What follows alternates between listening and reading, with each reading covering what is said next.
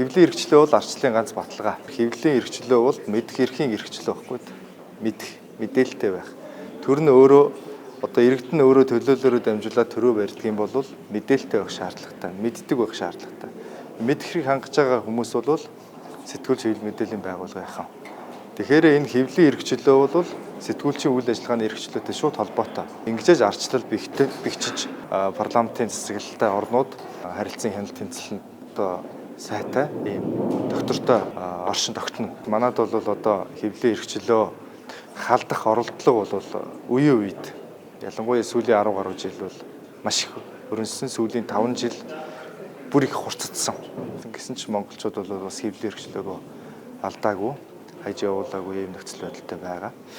Хэвлэлийн эрхчлөө хаана илүү ам бөх орших вэ гэвэл нэгдүгüүрт эрхчлөөтэй эрх зүйн орчин буюу эрхчлөөтэй эрх зүйн орчин гэдэг бол эрх зүйн зохицуулалт багтаа байхыг л хэлнэ. Нөгөө талдаа төр нь мэдээллийг нуудахгүй болчиход хэвлэлийн эрхчлөө хангалттай ажиллаад явж байгаа. Гол нэг амин сүнс нөгөө тулгуур нь юу гэхээр сэтгүүлчийн өөрийн сонголтын асуудал. Тийм учраас хэвлэлийн эрхчлөөний хамгийн гол дархлаа сэтгүүлчийн яг одоо өнөөгийн Монголд сэтгүүлчийн сонголт дээр байна л гэж хэлээ.